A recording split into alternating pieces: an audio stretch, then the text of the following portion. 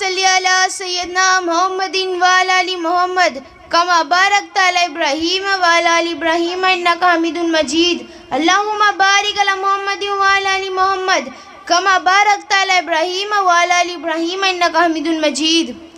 नाद अलियम मज़र अलजाइब तजदहु औनुल लका फिन नवाइब कुल्लु हमबिन व गम्बिन सयंजली बेअज़मतिका या अल्लाह बेनबुवतिका या मुहम्मद बेविलायतिका या अली हो या अली हो या अली हो।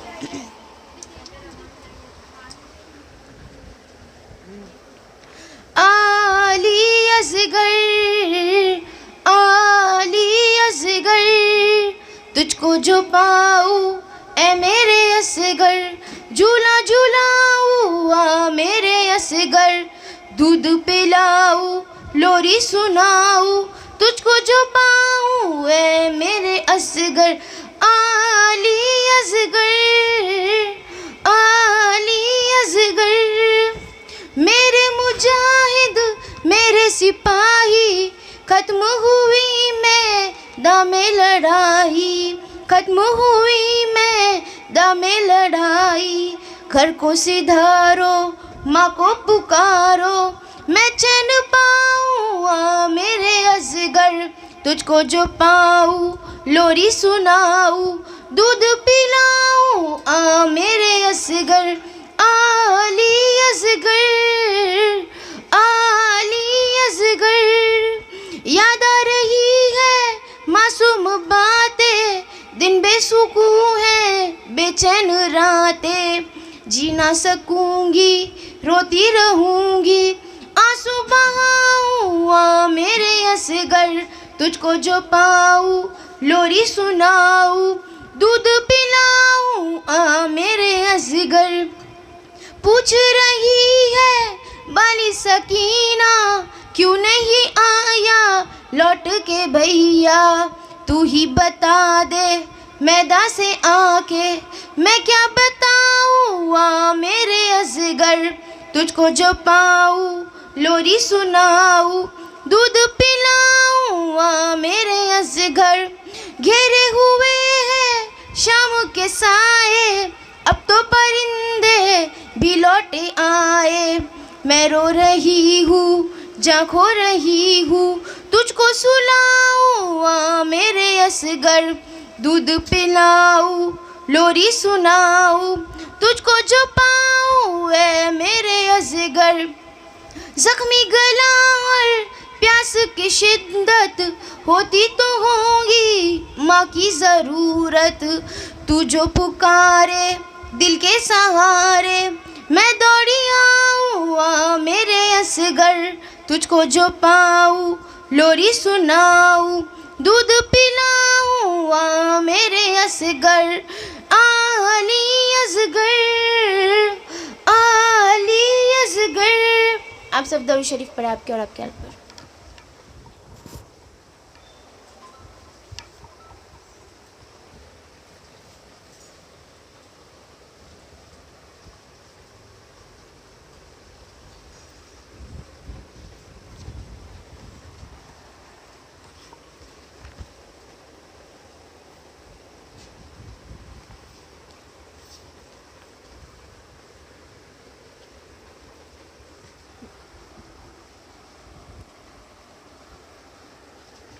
पंद्रह रमज़ान 3 हिजरी में उस शहज़ादे की आमद हुई कि जिसके पीछे 10 इमाम अली है। सिर्फ इमाम अली नहीं 10 इमाम अली है। इन्ना आतैना कल कौसर की पहली तफसीर की आमद है, जिसका नाम का वसीला दे के आदम अलैहिस्सलाम ने अल्लाह को मना लिया। हज़रत नूह की कश्ती अगर पे आपका नाम ना होता तो कश्ती पार न लगती। ये वो शख्सियत है जो वारिसे दस्तारे अली है। हसन हुसैन को कहते हैं, हुसैन के इमाम को हसन कहते हैं। हज़रत इमाम हसन मुश्तबा अलैहिस्सलाम जब आपकी आमद हुई आपका नाम रखा नहीं गया था। जैसे ज़ैनब मतलब बाप की जीनत, ये तो सिफत है नाम नहीं। उसी तरह आप लोग आपकी सिफत से जाने जाते थे। आपके चेहरे पे इतना नूर था, इसलिए आपको हसन कहते थे। जब आपकी आमद हुई तो मौला अली ने सैयदा से पूछा कि सैयदा, बच्चे का क्या नाम रखा है? तो आपने फरमाया कि आपके होते हुए मैं कैसे नाम रख सकती हूँ। पूछा, मौला आपने क्या नाम सोचा है? तो मौला ने फरमाया, मैं रसूल अल्लाह के होते हुए मैं कैसे नाम रख दूँ? रसूल खुदा का इंतज़ार करते हैं, लिहाजा रसूल खुदा का आप और हम दोनों ही मुंतज़िर है। रसूल अल्लाह तशरीफ़ ले आए। आप सल्लल्लाहु अलैहि वसल्लम ने फरमाया, या अली, बच्चे का क्या नाम रखा है? या रसूल अल्लाह, आपके होते हुए मैं कैसे नाम रख सकता हूँ? रसूल अल्लाह, आपने क्या नाम सोचा है? तो रसूल अल्लाह ने फरमाया, अल्लाह के होते हुए मैं कैसे नाम रख दूँ? जनाबे जिब्रील हाजिर हुए और कहा, या रसूल अल्लाह, खुदा आपको और आपके घराने को सलाम पेश करता है। आपको और आपके घराने को जिब्रील कह रहे हैं। हमारे आका को अल्लाह ने सलाम भेजा है जिब्रील से। तो लोग दरूद शरीफ में जो सिर्फ़ आप सल्लल्लाहु अलैहि वसल्लम पर सलाम भेजते हैं और आले मोहम्मद पे नहीं भेजते, तो उनका सलाम कबूल नहीं होता। जिब्रील अलैहिस्सलाम ने कहा, सलाम कबूल करे, और ये इसमें गिरामी उसने भेजा है। फरमाया, क्या नाम रखा है मेरे अल्लाह ने? फरमाया, इनके चेहरे को देखकर, इनके नूर को देख के, इनके हुस्न को देख के अल्लाह ने नाम हसन फरमा दिया है। रसूल अल्लाह ने आपको उठाया और आपको देखते हैं और आपको देखते हैं और सिर्फ आपको देखते रहते हैं। तो कनीज़ ने फरमाया, रसूल अल्लाह, आप हसन को इतना क्यों देखते हैं? आपने फरमाया, क्या मैं अपने आप को भी नहीं देख सकता? जैसे आप अपना बचपना देख रहे हो, इमाम हसन अलैहिस्सलाम अपनी जवानी देख रहे हो, बिल्कुल उसी तरह जिस तरह इमाम अली मौला अब्बास में अपना बचपना देखते हैं और मौला अब्बास अपनी जवानी। आपकी पैदाइश ज़ोहर और असर के दरमियान के वक्त हुई थी। पैदाइश के 2 दिन पहले मौला अली कहते हैं कि मेरा शहज़ादा आने वाला है। 1 दिन हो गया, फिर आपने कहा मेरा शहज़ादा आने वाला है। सैयदा ने कहा मेरा शहज़ादा आने वाला है। 2 दिन हो जाते हैं, ज़ोहर का वक्त होता है। सैयदा रोज़ा थे, नमाज के लिए उठे, जा नमाज बिछाते हैं। उम्मे ऐमन बाहर जाती है, आसमान की तरफ देखती है कि ए अल्लाह, अली और सैयदा 2 दिन से कह रहे हैं मेरा शहज़ादा आने वाला है, लेकिन आसार ऐसे दिख नहीं रहे हैं। अली सच्चे है, सैयदा सच्ची है, तू सच्चा, लेकिन मैं जो देख रही हूँ वो भी गलत नहीं है कि तू सच्चा है, अली सच्चे है, सैयदा सच्चे है, लेकिन हालात भी गलत नहीं कि इतने में बच्चे की तस्बीह की आवाज़ आती है। उम्मे ऐमन दौड़ती हुई अंदर आती है, देखती है कि सैयदा के घर में जन्नत के सरदार हसन फूल खिल गया है। सैयदा का फूल खिल गया है, वो भी कपड़े पहने हुए, तस्बीह की तिलावत करते हुए।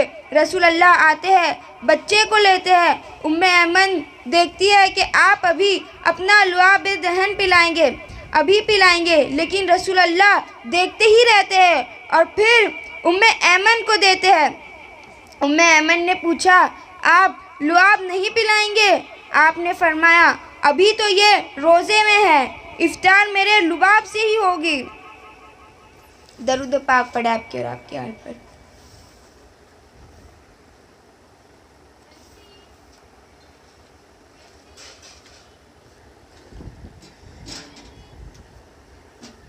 आप सल्लल्लाहु अलैहि वसल्लम के आने से पहले जब आपकी आमद होती है और उम्मे ऐमन अंदर आके देखते हैं तो फ़ौरन मस्जिद नबवी की तरफ भागते हैं कि या रसूल अल्लाह, आपका शहज़ादा तशरीफ़ ले आया, अब आप भी तशरीफ़ ले आए। रसूल अल्लाह खुशी खुशी अपने दोनों हाथ फैला के भागे भागे आते हैं। तारीख ने तहरीर किया है, इतनी खुशी से, इतने जोश से, इतने शौक़ से, इतनी शिद्दत से हज़रत मूसा अल्लाह को देखने भी नहीं गए थे जितने शौक़ से मुस्तफ़ा हसन को देखने चले हैं। इमाम हसन अलैहिस्सलाम ऐसे तो आप सल्लल्लाहु अलैहि वसल्लम के ही बेटे हैं, क्योंकि कुरान शरीफ में आयत है अबनाना व अबनाकुम के अपने अपने बेटे लेकर आओ। तो इमाम हसन अलैहिस्सलाम आप सल्लल्लाहु अलैहि वसल्लम के ही बेटे हैं, लेकिन मौला अली से थे, क्योंकि अगर आप सल्लल्लाहु अलैहि वसल्लम को बेटा हो जाता तो नबूवत का सिलसिला चलता रहता। जिस तरह नबी याकूब के बेटे नबी यूसुफ, नबी इब्राहिम के बेटे नबी इस्माइल, तो क़यामत के दिन आप सल्लल्लाहु अलैहि वसल्लम भी कहते कि आपके बेटे भी नबी है, लेकिन आप आखिरी नबी थे। नबूवत ख़त्म हो गई थी, क्योंकि आप पर पूरा इस्लाम मुकम्मल हो चुका था। इसलिए ये ईमान को मुकम्मल किए आप सल्लल्लाहु अलैहि वसल्लम ने, और आपके आगे कोई नबी नहीं आया। और इमाम हसन और इमाम हुसैन अलैहिस्सलाम, मौला अली, जितने भी इमाम हैं वो सब इस्लाम की हिफाजत करते हैं और दीन खुदा को हिफाजत में रखते हैं, क्योंकि ये दीन रसूल अल्लाह ने लाया है और रसूल अल्लाह ने इसे मुकम्मल कर दिया है। तो इसकी हिफाजत मौला अली और 12 इमाम करते हैं, क्योंकि इमाम हसन और इमाम हुसैन अलैहिस्सलाम को नबूवत की ज़रूरत नहीं थी। इस्लाम पूरा हो चुका था, उसको पहलाना था, इसलिए आप इमाम थे, उस इस्लाम के मुहाफिज थे। मौला अब्बास थे, आपका शिजरा मौला अली से चलता रहा। एक मर्तबा मौला हसन के दरबार एक अराबी आया अपनी तमन्ना लेके। मौला ने कहा इसे 10,000 दिनार दे दो। आपने 10,000 दिनार दे दिए।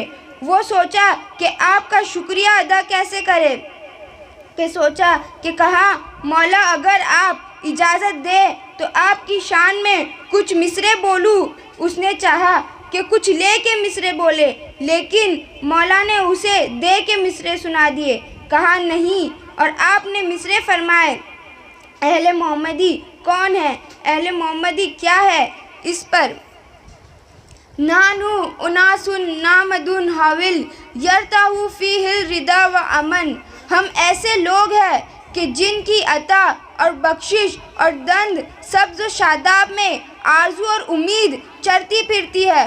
फिर मौला ने फरमाया कि हम सवाल करने से पहले अता कर देते हैं, इसलिए कि ऐसा ना हो कि मांगने वाला हमसे मांग के शर्मिंदगी महसूस करे। कितना करीम घराना है कि मांगने वाले को सवाल का मौका भी नहीं दिया। कुर्बान में उनकी बख्शिश के मकसद भी ज़ुबान पे आए नहीं, बिन मांगे दिया और इतना दिया कि दामन में हमारे समाए नहीं। ये अहले बैत।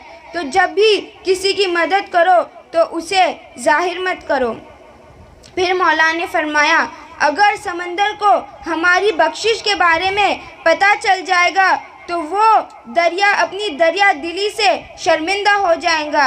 ये है सखी और करीम। इसके साथ साथ मौला हसन बहुत शुजाअत वाले थे। मौला हसन ने मौला अब्बास को जंग के आदाब सिखाए। मौला अब्बास ने जितने भी जंग के हुनर सीखे वो सारे मौला हसन से सीखे। मौला हसन में इतनी शुजाअत थी, इतनी ताकत थी कि वो मौला अब्बास के भी उस्ताद थे। दरूद पाक पढ़े आपकी और आपकी आल पर।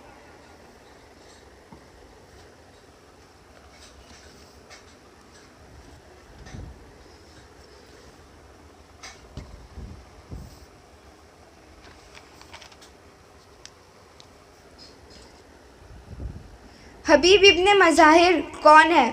हबीब इब्ने मज़ाहिर ये वो है जिनको मौला हुसैन से दोस्ती थी। अल्लाह जिससे दोस्ती रखे वो हुसैन है, हुसैन जिससे दोस्ती रखे वो हबीब इब्ने मज़ाहिर है। हबीब इब्ने मज़ाहिर कोई छोटी हस्ती नहीं है। पूरी कायनात आदम व आलम से लेके करबला में हुसैन इब्ने अली से पहले जिसने हज़रत हबीब को याद किया वो ज़ैनब आलिया, यानी पूरी कायनात में शहज़ादी ज़ैनब आलिया को वो एक हस्ती जिस हस्ती को आलिया, तैयबा, ताहिरा, सानिया, जहरा कहा जाता है, इन सब किताबों से जाना जाता है। उन्होंने हबीब इब्ने मज़ाहिर को याद किया करबला के मैदान में। हबीब इब्ने मज़ाहिर वो शख्स है। हबीब इब्ने मज़ाहिर मौला हुसैन के बहुत ही ख़ास दोस्त थे। मौला हुसैन से बेपनाह मोहब्बत रखते थे बचपन से। और हबीब इब्ने मज़ाहिर खुद सहाबी है। वो सहाबी रसूल है, वफ़ादार है, सबसे वफ़ादार, ईमानदार और फर्माबरदार थे। उन्होंने अपनी औलाद को हबीब इब्ने मज़ाहिर के बाबा हबीब इब्ने मज़ाहिर के बाबा हज़रत मज़ाहिर उनके बाबा थे। और हबीब इब्ने मज़ाहिर ने अपनी औलाद को वफ़ा सिखाई। वफ़ा की इतनी इंतहा कर दी कि आप जब बचपन के आलम में थे, मौला हुसैन की उम्र 5 साल की थी। मौला आगे आगे चलते रहते थे, एक बच्चा पीछे से चल रहा था और जहाँ जहाँ मौला हुसैन के कदम पड़ते वो बच्चा वहाँ की खाक जमा करता। रसूल खुदा मस्जिद नबवी से ये सारा मंज़र देख रहे थे। हज़रत मज़ाहिर से कहते हैं, हज़रत हबीब के वालिद हज़रत मज़ाहिर रसूल खुदा हज़रत मज़ाहिर से कहते हैं कि ये जो बच्चा है ये कौन है। हज़रत मज़ाहिर ने कहा, या रसूल अल्लाह, आपकी दुआ से ये मेरा बेटा है। रसूल खुदा ने फरमाया, हाँ, कितनी मोहब्बत है इसे मेरे हुसैन से, कि कितनी मोहब्बत है कि जहाँ जहाँ मेरा हुसैन के कदम पड़ते हैं वो उस जगह की मिट्टी को जमा करता जा रहा है।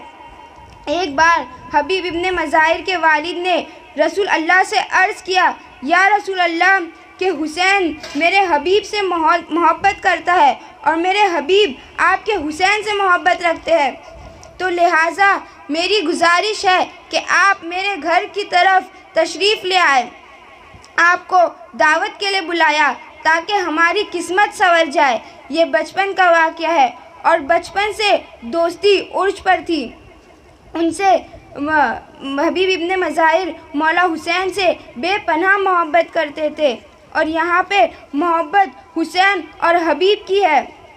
हबीब को हबीब से इतनी मोहब्बत है कि करबला का मैदान आ गया और हबीब इब्ने मज़ाहिर ने मना ना किया। एक मर्तबा हज़रत हबीब बार बार छत पे चढ़ते और देखते रहते कि हुसैन अलैहिस्सलाम आ रहे हैं या हुसैन अलैहिस्सलाम आ रहे हैं या नहीं आ रहे। मौला हुसैन आने वाले थे शाम में, लेकिन वो दोपहर से देखते रहते कि कोई आ रहा है तो कौन आ रहा है। अगर दूर से कोई काफ़िला दिखता तो आप भागे भागे जाते और देखते कि कहीं रसूल खुदा तो नहीं। जब देखते कि रसूल खुदा नहीं तो फिर से उदास होकर ऊपर आ जाते और फिर से देखने लगे। फिर आखिर वो वक्त आ गया कि इनके मुकद्दर का चाँद तुलू हुआ। उन्होंने देखा कि ऊँटनी पर रसूल खुदा का रोशन चेहरा। अब उन्हें यकीन हो गया था कि ये रसूल खुदा है और मेरे मौला से उनको इतनी मोहब्बत थी कि मौला हुसैन की मोहब्बत में दुगनी रफ्तार से भागते भागते सीढ़ियों से नीचे उतरने लगे थे कि उनका पैर फिसल गया और वो गिर के उनकी वहीं पे मौत हो गई थी। इतना ज़्यादा लहू बह गया था कि उनका इंतकाल हो गया था, वो गुज़र गए।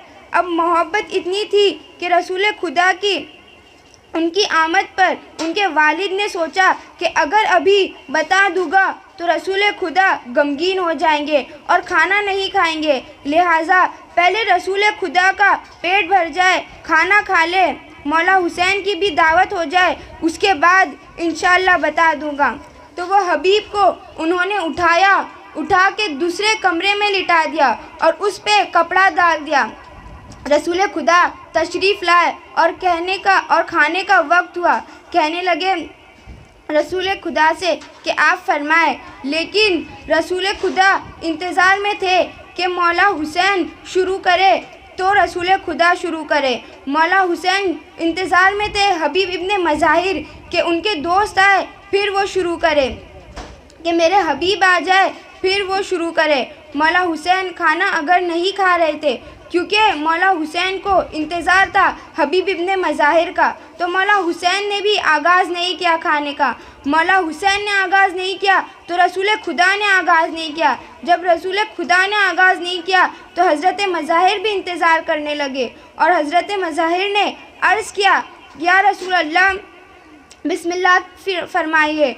हुसैन अलैहिस्सलाम से फरमाया रसूल खुदा ने कि हुसैन शुरू करे। मौला हुसैन ने फरमाया, जब तक हबीब नहीं आएगा एक भी लुक़मा हुसैन नहीं उठाने वाला। और अब इससे ज़्यादा वक्त हो गया था। हज़रत मज़ाहिर के चेहरे पे गम के आसार नज़र आने लगे। रसूल खुदा ने फरमाया, मज़ाहिर ऐसी बातें छुपाया ना करो, ये बातें हमसे ना छुपेगी और हमसे ये बातें कोई नहीं छुपा सकता, क्योंकि कोई बात हमसे छुपती ही नहीं है। हम तो तुमसे सुनना चाहते थे कि तुम क्या बात करते हो, लिहाजा हमें उस जगह ले जाओ जहाँ पे हबीब को सुलाया हुआ है। मौला हुसैन अलैहिस्सलाम साथ में उस हुजरे में गए। मौला हुसैन अलैहिस्सलाम ने चेहरे से कपड़ा हटाया और आपने फरमाया, हबीब हुसैन खड़ा हुआ है और तू लेटा हुआ है। इतना सुनना था कि हुसैन इब्ने अली की आवाज़ सुनने के बाद हबीब को होश आ गया और हबीब ज़िंदा होके खड़े हो गए कि मेरे मौला की आवाज़ इतनी जानदार है कि बेजान को जान बख्श करती है। ये हज़रत हबीब उठ के खड़े हो गए और फिर वो दावत आगे बढ़ी। हज़रत हबीब को मौला हुसैन से इतनी मोहब्बत थी कि आपकी आवाज़ सुनते ही आप उठ गए, जबकि आपका इंतकाल हो गया था। मेरे मौला हुसैन की आवाज़ में वो ताकत है। तो वो मौला हुसैन के कितने करीब है। हज़रत हबीब मस्जिद कूफ़ा में गए तो देखा कि हज़रत मीसम तम्मार तशरीफ़ फरमा रहे हैं। उन्होंने फ़ौरन एक बात कही, आज इस वक्त मैं उस शख्स को आते हुए देख रहा हूँ। ये बात करबला से बहुत पहले की है। जब हज़रत मीसम ने कहा कि मैं उस शख्स को देख रहा हूँ, हबीब को जब आते हुए देखा, वो कहा कि आज मैं उस शख्स को देख रहा हूँ जो अपनी मोहब्बत में, अहले बैत की मोहब्बत में, मोहब्बत हुसैन में भूखा और प्यासा शहीद कर दिया जाएगा। तो हज़रत हबीब ने फरमाया, हाँ मैं भी उस शख्स को देख रहा हूँ जो मोहब्बत अली में सूली पे चढ़ा दिया जाएगा। हज़रत मीसम ने फरमाया कि हबीब तुम्हें ये बात कैसे पता चली? हज़रत हबीब ने फरमाया कि मीसम, ना तेरी अता में फ़र्क है ना मेरी अता में फ़र्क है, बस फ़र्क इतना है तेरे पे बाप की अता है, मुझ पे बेटे की अता है। ये वो करबला के शहीद है जिन्हें खुद मेरे मौला से पहले शहज़ादी आलिया ने याद किया।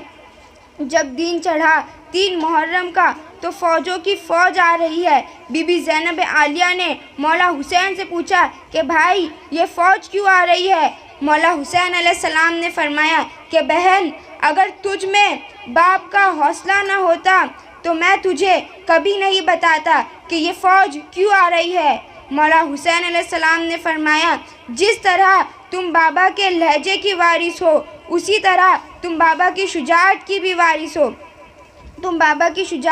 वारिस हो। अगर तुम शुजाअत की वारिस ना होती तो शहज़ादी मैं तुम्हें ये कभी ना बताता कि ये फ़ौज क्यों आ रही है। तो बीबी ज़ैनब ने फरमाया कि भाई क्यों आ रही है ये फ़ौज? तो मौला हुसैन ने फरमाया, ये मेरे कत्ल के लिए आ रही है, ये मुझे शहीद करने आ रही है। बीबी ज़ैनब ने फरमाया कि भाई इनके लिए फ़ौजों की फ़ौज आ रही है और आपका कोई नहीं जो आपके लिए आए, आपकी कोई फ़ौज नहीं तो जिसमें से आप खुद बुलाए कोई नहीं था। तो बीबी ज़ैनब ने खुद बुलाया। मौला हुसैन ने फिर बाद में हबीब को एक तहरीर लिखी कि 3 मुहर्रम को हबीब को ख़त लिखा। हबीब इब्ने मज़ाहिर बाज़ार में थे और आपके साथ एक दोस्त, एक वफ़ादार सच्चा अहले बैत का चाहने वाला था, मुस्लिम इब्ने असोजा था। ये भी शौदाए करबला में से एक था। मुस्लिम इब्ने असोजा अपनी दाढ़ी में खिजाब करने के लिए मेहंदी खरीदी थी। तो उन्होंने मेहंदी खरीद के इतने में लगा ही रहे थे कि एक कासिद पहुंचा और पहुँचते पहुँचते कहा कि यहाँ कोई है मज़ाहिर का बेटा हबीब है, कोई है यहाँ हबीब? तो इतने में कहा हाँ कि मैं हूँ हबीब। तो उसने कहा तेरे लिए ख़त आया है। पूछा मेरे लिए ख़त किसका कासिद है? कहा हुसैन इब्ने अली का नाम। तो वो हबीब इब्ने मज़ाहिर हुसैन अली इब्ने नाम सुनते ही वो ख़त आँखों से लगाया। कहा मेरी आँखों की ठंडक है तो ये नाम है। हालांकि मेरे मौला से दूर ज़रूर हूँ, लेकिन मेरे दिल में हमेशा उनकी मोहब्बत रही है, चाहे वो कितने भी मुझसे दूर हो। उनका नाम सुनते ही हबीब बेपनाह खुश हो गए। हबीब ने जब ख़त खोला, दूसरा हिस्सा आपने सामने रखा और उसमें लिखा था हुसैन इब्ने फ़ातिमा। हुसैन इब्ने फ़ातिमा का ख़त भाई हबीब इब्ने मज़ाहिर के जानिब। हबीब ने जब पढ़ा हुसैन इब्ने फ़ातिमा तो आँखों से आंसू आए और आपने अपनी आँखों की साफ़ कर ली, क्योंकि उस वक्त मोहब्बत अली में, मोहब्बत हुसैन में रोना जुर्म था। जैसे ही आँखें साफ़ की वैसे ही मुस्लिम उनके दोस्त ने आके उनको देखा कि आप रो रहे हैं। जैसे ही हबीब का आंखों में आंसू देखा, वो दौड़ते हुए वहाँ आए, उनका चेहरा साफ़ किया। मुस्लिम ने कहा क्या बात है? तो हज़रत इब्ने मज़ाहिर ने कहा कि मेरे मौला हुसैन का ख़त आया है। हज़रत इब्ने मज़ाहिर ने कहा कि तुम्हारा चेहरा इतना गमगीन क्यों है? मुझे बहुत फ़िक्र हो रही है, मुझे भी दिखाओ ख़त। हबीब इब्ने मज़ाहिर ने ख़त दिया तो उनके दोस्त ने वो ख़त पढ़ा और ख़त पढ़ने के बाद उनकी आंखों से भी आंसू बहने लगे थे। सिर्फ कान में कहा कि ख़त आया हुआ है और वो रोने लगे, इतने गमगीन हो गए कि उनकी नज़र भी साफ़ नहीं हो पा रही थी। मौला हुसैन का ख़त देखकर आपको इतनी तकलीफ़ हुई, क्योंकि इससे पहले हबीब इब्ने मज़ाहिर ने ऐसा ख़त कभी नहीं पढ़ा था। इतना गमगीन ख़त था वो, क्योंकि उसमें लिखा था हुसैन इब्ने फ़ातिमा। मौला अली हमेशा हुसैन इब्ने अली लिखा करते थे, लेकिन आज हुसैन इब्ने फ़ातिमा लिखा है, यानी मेरे मौला पर कुछ बड़ी मुसीबत आ पड़ी है। इस ख़त को पढ़ा। मुस्लिम ने कहा कि हमें इन्हें कूफे की सरहद पर मिलना चाहिए। हज़रत हबीब घर पहुँचे। घर पहुँचने के बाद अपनी बीवी से कहा, उनका भी इम्तिहान लेना था, क्योंकि बात हुसैन इब्ने अली की थी तो किसी पे भरोसा नहीं कर सकते थे। इसलिए हबीब इब्ने मज़ाहिर ने अपनी बीवी का इम्तिहान लेना चाहा और कहा, अपनी बीवी के पास पहुँचे। उनकी बीवी से कहा कि हुसैन इब्ने अली का ख़त आया है। तो उनकी बीवी ने कहा, तो तुम रो क्यों रहे हो ऐसे? तो हर वक्त तुम उनका ख़त देख के खुश हो जाते थे, तुम्हें बेपनाह खुशी होती थी, लेकिन आज तुम रो क्यों रहे हो? कहा ख़त ही कुछ इस अंदाज़ का है। हज़रत हबीब ख़त पढ़ते जा रहे थे और उनकी बीवी की आंखों से आंसू जारी थे। उसमें क्या लिखा था कि हबीब, मैं तुम्हारे कूफा शहर से कुछ ही दूर करबला में आके ठहरा हूँ, जितना जल्दी हो सके आ जाना। और हबीब याद रहना, मेरे साथ मेरी बहन भी है, तुम्हारी अलीज़ादिया भी है, लिहाजा हबीब जितना जल्दी हो सके आ जाओ। अगर तुम्हें मुझसे मुलाकात करनी है तो, अगर नहीं आ पाओ तो कोई बात नहीं, हमारी क़यामत में मुलाकात होगी। हुसैन इब्ने फ़ातिमा हबीब ने अपने आंसू पोंछे और अपने ग़ुलाम से कहा, उससे पहले उनकी बीवी से कहा, क्या करूं, हुसैन की नुसरत के लिए जाऊं या ना जाऊं, सोच रहा हूं, फैसला करने में थोड़ी परेशानी हो रही है। उनकी बीवी ने अपने कंगन उतारे और फरमाया, ये लो मेरी चूड़ियाँ तुम पहन लो और तुम्हारी तलवार मुझे दे दो। ज़हरा का लाल जंगल में फंसा हुआ, तुम फैसला अभी करने देर कर रहे हो। तुम ये सोच रहे हो कि तुम्हें जाना है कि नहीं जाना है। जितना जल्दी हो सके जाओ, अपने ग़ुलाम से कहो कि वो सरहद पे तुमको मिले। फिर हबीब इब्ने मज़ाहिर ने अपने ग़ुलाम से कहा कि जाओ, कि तुम कूफे की सरहद पे जाओ, मैं किसी और रास्ते से आता हूँ, मुझे आने में देर हो जाएगी, मैं तुझे आज़ाद करता हूँ। गुलाम सरदार की सवारी लेकर कूफे के बाहर निकल गया। जब हज़रत हबीब इब्न मज़ाहिर वहाँ पहुँचे तो बड़ी देर हो गई थी और आपके गुलाम अपने घोड़े की गर्दन पे हाथ रखकर उसके कान में कह रहे थे कि ऐ सवारी, अगर मेरा सरदार नहीं आया तो मैं तेरे साथ चलूँगा। ज़हरा की लाल की नुसरत के लिए मैं चला जाऊँगा। हबीब ने ये सुना और ये जुमला सुनते ही तो आपने खाक ली और अपने सर पर डाल दी। कहा कि आज अली के लाल की किस्मत ऐसी है कि आज गुलाम सरदार से आगे निकल गया है। आज गुलाम को भी तुझ पे रहम आने लगा है। कहा मैं अगर फिर उस गुलाम से कहा कि मैं आ गया हूँ, मैं तुझे आज़ाद करता हूँ। तो गुलाम ने कहा, कैसी बात करते हो सरदार, कूफे में जब तक रहे मुझे गुलाम बनाकर रहे और जहाँ मुझे साथ ले जाना चाहिए वहाँ आज़ाद कर रहे हो। मुझे साथ ले चलो। हज़रत हबीब इब्न मज़ाहिर उनको साथ ले चले। जिस तरह हज़रत हबीब इब्न मज़ाहिर बचपन में छत पे चढ़कर मौला हुसैन का इंतज़ार कर रहे थे, वैसे ही हुसैन अलैहिस्सलाम देख रहे हैं कि हबीब आए या नहीं आए। मौला हुसैन बार बार जाते और बार बार देखते। जब हबीब इब्न मज़ाहिर आ गए वैसे ही तकबीर की सदाएं बुलंद हो गई। अल्लाहु अकबर, अल्लाहु अकबर खेमे तक पहुंचने लगी। तो खेमे से ज़ैनब आलिया ने पूछा, फ़िज़ा ये कैसी आवाज़ है, तकबीर की आवाज़ बुलंद कैसे हुई? शहज़ादी फ़िज़ा बाहर तशरीफ़ लाए और पूछा, ये तकबीर की आवाज़ बुलंद कैसी हुई? तो पता चला हज़रत हबीब इब्न मज़ाहिर हुसैन अलैहिस्सलाम की जान, हुसैन के दोस्त आ गए हैं। बीबी ज़ैनब खुश हो गई, कोई तो आया मेरे हुसैन की नुसरत के लिए, मेरे हुसैन का दोस्त आ गया। आप जंग में गए, हबीब इब्न मज़ाहिर जंग में गए। आप ज़ईफ़ थे मगर आपने बहुत को फिनारे जहन्नम किया और आप शहादत के बाद जब इमाम सज्जाद और सारी बीबियों को कैदी बनाकर कूफे ले जाया गया तो यजीद ने काफिलों को रुकाया। तो इमाम सज्जाद ने कहा, ए अम्मा एक मुसीबत है।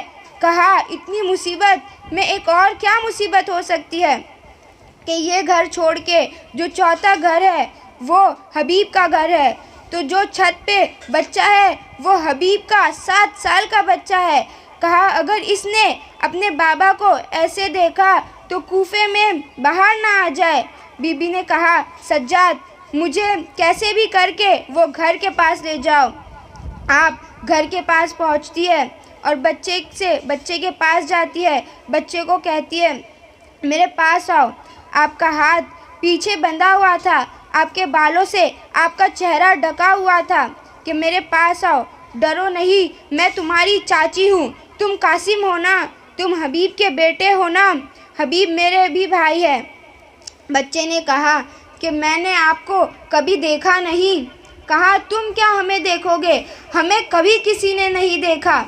हमें उस वक्त देखा गया जब हमारे हुसैन को करबला में शहीद कर दिया गया। मुझे उस वक्त देखा गया। हबीब के शहज़ादे ने कहा कि क्या चाहती है आप? कहा, अम्मा को बुला लाओ। वो नीचे उतरा और जाने के बाद सारा वाक़या बताया। जब बच्चा नीचे गया तो शहज़ादी आलिया सवाली पर थी। शिमर ने सवाली को आगे ले लिया था। एक कोने से दूसरे कोने की तरफ सवाली चली गई। शहज़ादा कासिम ऊपर आए तो आपने पीछे देखा लेकिन उनकी बीवी नज़र नहीं आई। फिर करीब जाकर पूछा, बेटा तेरी अम्मा क्यों नहीं आई? बच्चे ने कहा, वो कह रही है कि उस कैदन से कह दो कि मैं बाहर नहीं आऊँगी। मैं पर्देदार हूँ, मैं ज़ैनब की कनीज़ हूँ, मैं कभी घर की छत पर नहीं आई। उस वक्त हज़रत हबीब का सर तड़प उठा और सर से आवाज़ आई, कासिम अपनी माँ से जाके कह दे कि जिसके पर्दे की बात कर रही है, जिसके चादर की बात कर रही है, जिसकी कनीज़ी की बात कर रही है, ये वही शहज़ादी ज़ैनब आलिया आई है, ये अली की शहज़ादी है और वो अपने पर्दे को छोड़ दे। ज़ैनब आलिया का पर्दा करबला में लुट चुका है। सलाम हो हबीब इब्न मज़ाहिर और आपकी ज़ौजा पर।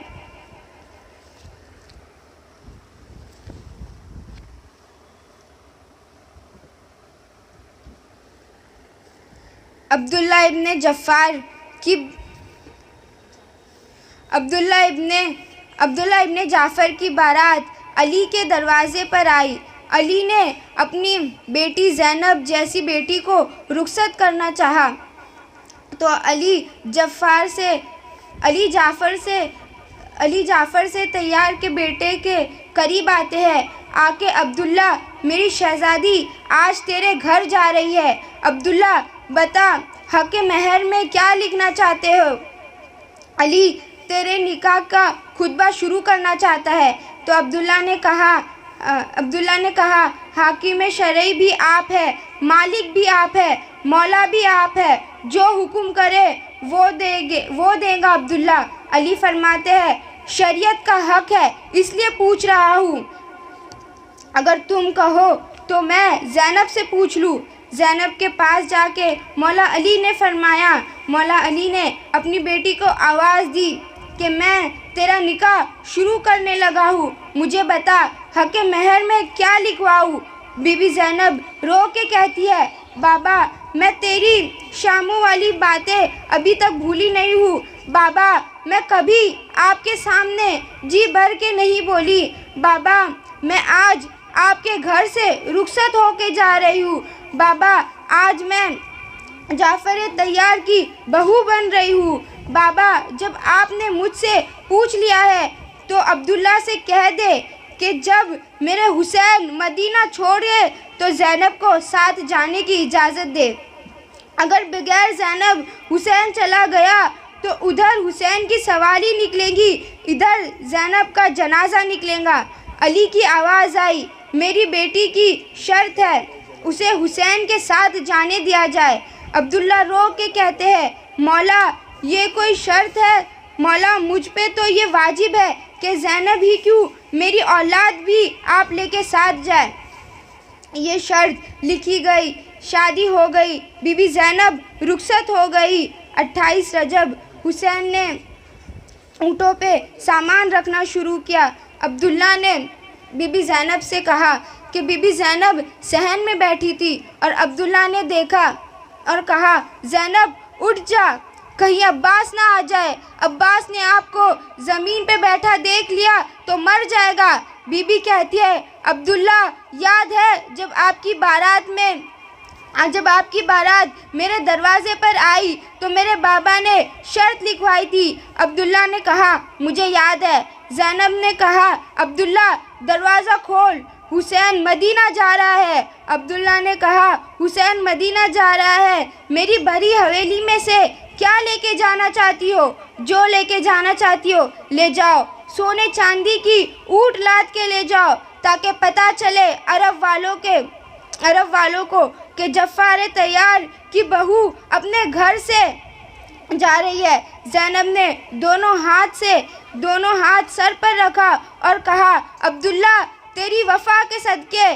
ज़ैनब अंदर गई और संदूक खोल के एक खाली चादर निकाली और रो के कहा अब्दुल्ला, ज़ैनब तेरे भली हवेली से एक चादर लेके जा रही है। जनाब अब्दुल्ला की आवाज़ आई, बीबी तू जाफ़र तैयार की बहू है। बीबी, मैं घर से तुझे भेजते हुए ऐसे तन्हा नहीं भेज सकता।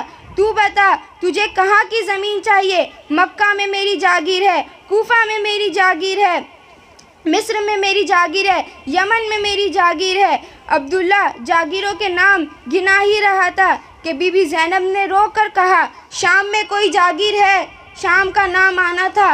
अब्दुल्ला रोते हुए कहने लगे हुसैन शाम भी जाएगा।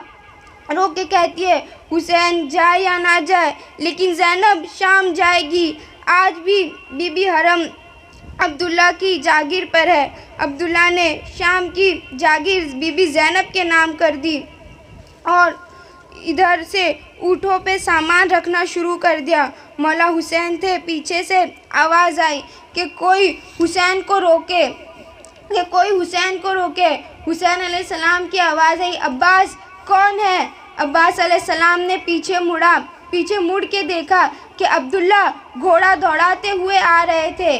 आवाज़ आई, अब्बास मुझे हुसैन से मिलना है। हुसैन के पास जाके अब्दुल्ला ने कहा मौला मैंने मिन्नत की थी आपके साथ चलने की, आपका हुक्म था मैं मदीने में रह जाऊं। तो मौला मुझे इजाज़त दे कि अली की बेटी से बात करनी है। ज़ैनब को पता चला कि अब्दुल्ला ज़ैनब से बात करना चाहते हैं, तो बीबी ज़ैनब ने रो के फरमाया, फ़िज़ा अब्दुल्ला से कह दे अगर मुझे यहाँ रोकने आया है तो ज़ैनब मर जाएगी। आवाज़ आई, अली ए अली की बेटी, मैं तुझे रोकने नहीं आया हूँ। जब भी अमीर सफ़र पे जाते थे तो सदका दे कर जाते थे। ज़ैनब रो के कहने लगी कि तू इतना अमीर हो गया है कि तू हुसैन का सदका करेगा।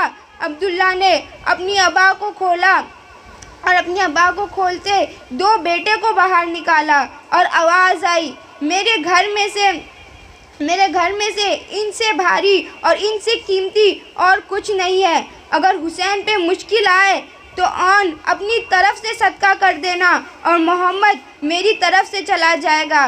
ज़ैनब के बेटे करबला में शब आशूर के दिन अब्बास अलैहिस्सलाम जब पहरा दे रहे थे तो हर माँ अपनी कुर्बानी के लिए अपने बेटे को तैयार कर रही थी। हर माँ की गोद में उनका लाल था। हर माँ अपने गोद में अपने बेटे को रख के अपने बेटे को समझाती कि कल करबला के दिन तुम्हें शहीद होना है। लेकिन ये दो बच्चे सहरा में बैठे हुए थे तो मौला अब्बास की आवाज़ आई, कौन हो? तो उन बच्चों ने कहा, हम तेरे औन व मोहम्मद है। अब्बास अलैहिस्सलाम ने कहा, तुम माँ के खेमे में क्यों नहीं जा रहे हो? तो उन्होंने रो के कहा, अम्मा अकबर को प्यार कर रही है। 7 बार गए। अम्मा कहती है कि चले जाओ, मैं अकबर की माँ हूँ, तुम हुसैन का सदका हो। अब्बास अलैहिस्सलाम ने दोनों शहजादों के हाथ पकड़े और कहा, बीबी एक बार बेटों से मिल ले। बीबी की आवाज़ आई, अब्बास मैंने आज तक तुझे खाली नहीं भेजा। अब्बास क्या चाहते हो? मैं तो मौला अब्बास ने फरमाया कि मैं औनो मोहम्मद को लेकर आया हूँ। आज आखिरी रात है, मुझे हुसैन को देखने दो। बीबी ज़ैनब ने कहा, थोड़ी देर बाद बेटों से मिलोगी। बीबी ज़ैनब ने ये फरमाया तो मौला अब्बास ने फरमाया, औनो मोहम्मद को भी बिठाए अपने साथ और कहा, इन दोनों को भी तैयार करे, कल करबला में इन्हें शहीद होना है। तो बीबी ज़ैनब ने कहा, ये रात मुझे हुसैन के साथ गुजारनी है, मेरी माँ का बेटा कुछ वक्त का मेहमान है। बीबी ज़ैनब ने इतना कहा और औनो मोहम्मद कल मक्तल में बाज़ार सजेगा शहादत का, तो हर माँ अपने अपने बेटों की कुर्बानी भेजेगी। तो औनो मोहम्मद को याद रखना कि तुम जाफ़र तैयार के पोते हो, अली के नवासे हो। मैदान जंग में ऐसा जाना कि लोगों को जाफ़र तैयार याद आ जाए, हैदर कर्रार याद आ जाए। मैं खेमे से तुम्हें जंग देखूंगी, मैं खेमे से तुम्हें लड़ती हुई देखूंगी, तुम बिल्कुल इसी तरह लड़ना। कि बीबी ज़ैनब जब खामोश हुई तो औन के दोनों हाथ माँ के कदमों पर आए। औन की आवाज़ आई, अम्मा मैं तेरा लाल वादा करता हूँ, कल मैं ऐसी शहादत दूंगा कि सबकी लाश खेमे में आएंगी, तेरे औन की लाश नहीं आएगी। तेरा औन करबला के बाहर शहर में शहादत देगा। औन की मज़ार करबला के बाहर है और औन करबला में नहीं है। माँ अपने शहज़ादे तैयार किए, आंसू से बेटों के चेहरे धोए। दोनों शहज़ादे हुसैन इजाज़त लेने आए मौला हुसैन के पास। मौला हुसैन 3 दफ़ा उठे और 3 दफ़ा बैठते हैं। मौला हुसैन ने बीबी ज़ैनब के बेटे नहीं कहा, उन्होंने कहा, मेरी बहन के बेटे इधर आओ, और उनकी नस्ल को पुकारा। ये करबला का वाहिद शहीद है जिनको मौला हुसैन घोड़े पे बैठाए। मोहम्मद के पाँव घोड़े तक पहुंच नहीं रहे थे तो मौला अब्बास ने रकाब ऊंची की और औनो मोहम्मद को घोड़े पर बिठाया। औनो मोहम्मद मौला अब्बास के शागिर्द थे। दोनों को मक्तल भेजा और जब मक्तल में भेजा तो दोनों ने हज़ारों को फिनारे जहन्नम किया। दोनों ऐसे लड़ते जैसे मौला अली आ गए हो और औन पहुँचते लड़ते लड़ते उमर इब्ने साद के खेमे जा पहुंचा। उमर इब्ने साद के खेमे पर वार करने लगा और कहा, तूने हुसैन को गरीब समझा, तूने हुसैन को मजलूम समझा, तेरी ये मजाल। तो उमर इब्ने साद खेमे से बाहर आया और बाहर आके कहने लगा, ये कौन है? तो आवाज़ आई, ये जाफ़र तैयार के पोते हैं, एक एक को पकड़ पकड़ के मार रहे हैं। उमर इब्ने साद को पीछे से मार रहा था। उमर इब्ने साद ने ऐलान किया कि ये जाफ़र तैयार के पोते हैं, इनको चारों तरफ से घेर लो, चारों तरफ से घेर के हमला करो। मोहम्मद पीछे थे और करबला से बाहर निकल चुके थे। ज़ैनब का छोटा बेटा फ़ौजों ने घेर लिया था। अब्बास अलैहिस्सलाम ने तलवार मियान से निकाली, मौला हुसैन से इजाज़त मांगी कि मेरे लाल को फ़ौजों ने घेर लिया है। ज़ैनब की आवाज़ आई, ना अब्बास, तू ना जाना, वो घेरता है तो उसे घेरने दे। अब्बास ने कहा, मोहम्मद को घेर लिया है मौला, और करबला के बाहर निकल गया है। ने पीछे मुड़ के देखा, भाई नज़र न आए। ने करबला की सरहद से घोड़े को मोड़ा, फिर पीछे भगाते हुए देखा तो को मार दिया गया। वहीं पे किसी जालिम ने को मार दिया और मौला घोड़े से ज़मीन पर आ गए और वो करबला के बाहर ही गिर गए। अभी मोहम्मद ज़िंदा थे। मोहम्मद घोड़े की जीन से गिरे नहीं थे, उनके पाँव में रकाबें पड़ी थी और उनके पाँव में रकाबें फंस गई। मौला अब्बास से उनसे देखा नहीं गया तो मौला अब्बास फ़ौजों के पास जाने लगे, लेकिन जब तक मोहम्मद को चारों तरफ से घेर लिया गया था और मोहम्मद की लाश ज़मीन पर आ गई। मौला अब्बास के जाने से पहले ही ज़ैनब के दोनों बेटों की शहादत हो गई।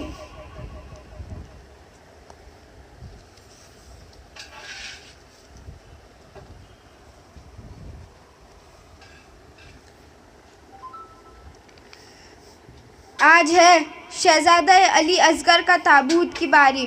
कुछ लोग सोच रहे होंगे कि हमने तो झूला सुना था, जिसे तुम झूला कहते हो उसे रुबाब ताबूत कहती है। आज रुबाब के अली असगर की शहादत है। 6 महीने के बाबुल हवाइज की शहादत है। दौरे नजफ़ का रंग सफ़ेद होता है, याकूत का रंग सुर्ख होता है। जो दौरे नजफ़ था अभी याकूत बन जाएगा। असगर तेरा झूला ही ताबूत बन जाएगा। अशरे आशूर तन्हा लाशों के दरमियान जब मौला हुसैन अलैहिस्सलाम खड़े थे, अपने हाथ 6 महीने के लाल पे रखा और रख के कह रहे थे, कोई फुरात से मुझे पानी पिला दो।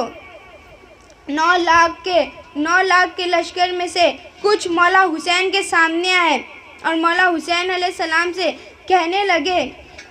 मौला हुसैन अलैहिस्सलाम ने जैसे ही कहा, मुझे मेरे बेटे को पानी पिलाना है, अगर तुम्हें लड़नी है जंग तो मुझसे लड़ो। 6 माह के बेटे से तुम्हारा क्या कसूर?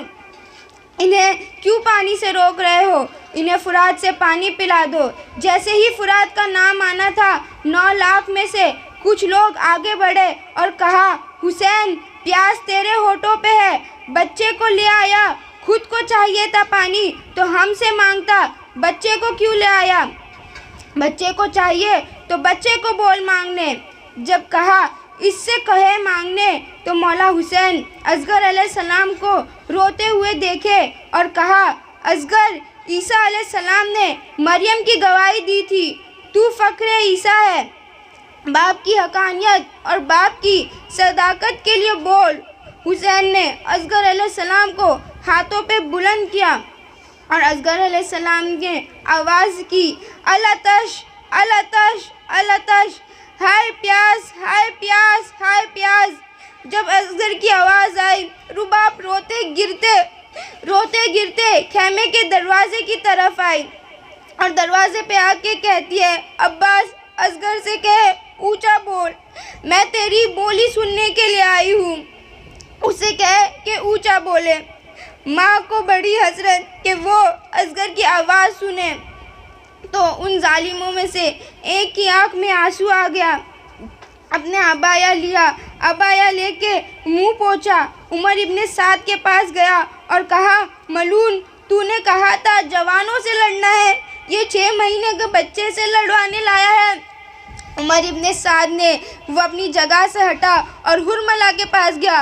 हुरमला को जाके कहने लगा, जब मेरी फौज बगावत कर देगी, जब तुम हमला करोगे, जल्दी हुसैन के कलाम को कत्ल करो। मक्तल कहता है, उस मलून ने जल्दी जल्दी तीर निकालना शुरू किया, 3 नोक वाला तीर निकाला।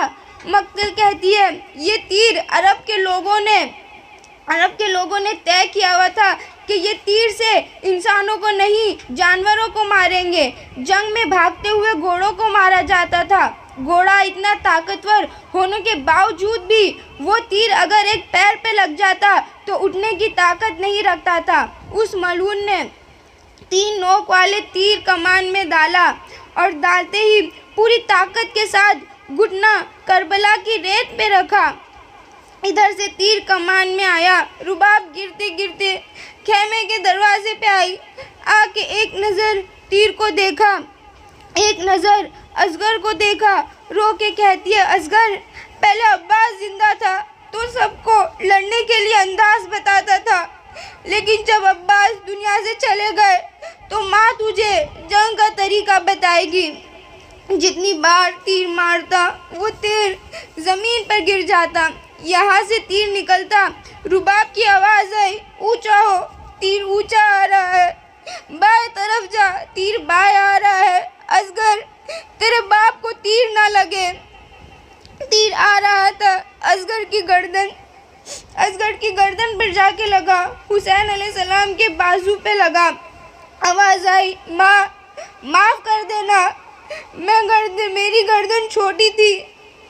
तीर मौला हुसैन को लग गया। कुल्ले असगर पे लग के बाजुए हुसैन पे लगा। तीर की 3 नोक थी, तीनों नोक में फासला था। 3 नोक वाले तीर से एक पर अली असगर के गले पर लगी, एक अली असगर के पेशानी पे लगी, दूसरी अली असगर के सीने पे लगी और तीसरी अली असगर के गले पे लगी। इस तरह 3 तीर अली असगर पे लगी और अली असगर का जख्म उनसे मौला हुसैन को लग गया। तीर में इतनी धार थी कि असगर का गला चीरता हुआ मौला हुसैन के बाजू पे लग गया। क्योंकि तेरे हुसैन की पेशानी पे लगना था, पर्ची अकबर के सीने पे लगनी थी। असगर ने कहा, बाबा, तेरे हिस्से का जख्म मैंने ले लिया है। असगर एक कान से दूसरे कान तक ज़िबा हो गया। हुसैन अलैहिस्सलाम की आवाज़ आई, मैं तुझे खेमे में लेके गया, या तो तेरी माँ मर जाएगी या तो तेरी बहन मर जाएगी। असगर, मुझे इजाज़त दे कि मैं तेरी गर्दन से तीर खींचूं।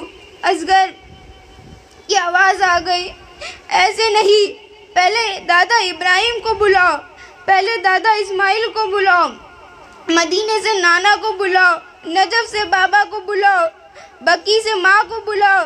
करबला से आवाज़ आई, सारे आए हैं, खड़े हैं। हुसैन अलैहिस्सलाम ने असगर को करबला की गरम रेत पर रखा। हुसैन अलैहिस्सलाम ने अपना घुटना करबला की रेत पर रखा और एक तीर पर हाथ रखा, तीर पर हाथ डाला। एक हाथ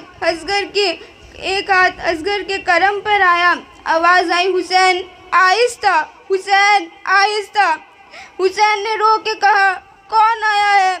आवाज़ आई, दादी को पोते से बड़ा प्यार होता है, तेरी माँ बकी छोड़ के आई है, तेरी माँ बकी छोड़ कर आई है। हुसैन ने अपने अमामे से बेटे का चेहरा छुपाया। करबला के ख़याम के बीच में हुसैन आ गए, अपनी तलवार निकाली, कब्र खोदी, 6 महीने का लाल कब्र में रखा। अपने आंसू से असगर का चेहरा धोया। असगर का कुर्ता असगर को कफन बन गया। गरीब ज़हरा ने करबला की 51 हिजरी को तड़पती हुई गरम रेत पे पाँव डाला, मुंह सामना सब ढका। मौला हुसैन चेहरे पर मिट्टी नहीं डाल पा रहे थे। मौला हुसैन ने असगर के चेहरे पर मिट्टी डाली और मौला हुसैन ने असगर को अपने खेमे के पीछे वहीं पे दफन कर दिया। फिर मौला हुसैन खड़े होते हैं और तलवार निकाल के हुसैन अलैहिस्सलाम से दूर से हमला फरमाया कि कौन है जिसने मेरा 6 माह का लाल मार दिया? तुमने मेरा गोद वाला बेटा मार दिया। गरीब ज़हरा घोड़े की जीन से ज़मीन पर गिर गए कि किसी ने उन पर इतना बुरा नेज़ा मारा और सर नेज़ों पे आ गए। उन्होंने फतह को ऐलान कर दिया कि ये उमर इब्ने साद ने कहा कि हमारी फतह हो गई है और सारों की गिनती करो, सबके सरों को गिनती करो। कहा मालिक 72 सर थे लेकिन यहाँ पे 71 है, कहीं एक सर कहाँ है? तो किसी ने कहा जिसने हुसैन अलैहिस्सलाम का जो 6 महीने का बच्चा था उसका सर नज़र नहीं आ रहा है। पीछे से किसी सिपाही ने कहा मैंने देखा था खेमे के पीछे कब्र बना रहा था। उससे कहा कि जिस जगह वो खड़े थे वो याद नहीं, लेकिन खेमे के पीछे कहीं था। उसके हाथों में जब वो बैठे थे तब उनका बच्चा था, लेकिन जब वो खड़े हुए उनके हाथों में उनका बच्चा नहीं था, उनके हाथ खाली थे। तो वहीं कहीं दफना दिया होगा। अगर ये सर के बदले अगर हमने एक सर नहीं लेके गया तो यजीद हमें कोई ना कोई सज़ा देगा। इसने 300 सिपाहियों के हाथ में नेज़े दिए और कहा जाओ खेमे के पीछे हुसैन का असगर तलाश करो, जहाँ हाथ चले मार देना। 300 सिपाही नेज़े लिए हुए इधर से उधर घूमते घूमते करबला की गरम रेत पर नेज़े घुसाने लगे। पीछे सकीना रोती रोती बीबी रुबाब के पास आई और कहने लगी माँ दुआ करे इन्हें मेरा असगर ना मिले, माँ दुआ करे कि इन्हें मेरा असगर ना मिले। सब ज़मीन पर नेज़ा मार रहे थे कि एक ने ज़मीन पर मारा। जब ऐसा नेज़ा मारा कि भाले के साथ सिर्फ भाला ना आया, असगर की लाश भी नेज़े पे साथ बाहर आ गई। असगर की लाश को बुलंद किया और फतह का ऐलान कर दिया। बीबी रुबाब देख रही थी बेटे का लाशा नेज़े की नोक पर है। रुबाब की चीख निकली तो वह मलून चलते चलते बीबी के पास आया और कहने लगा ये किसका बेटा है?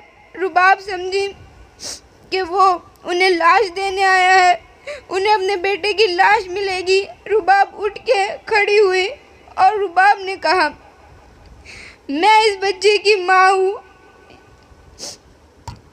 वो मलून रुबाब के करीब गया, नेज़े से असगर की लाश उठाया। इसने अपने घुटने पे असगर की लाश रखा, अपने जेब से खंजर निकाला,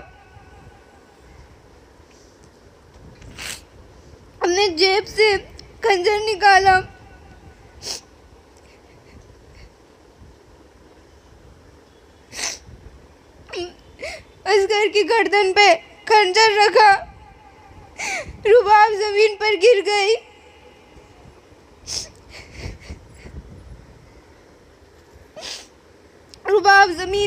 गई।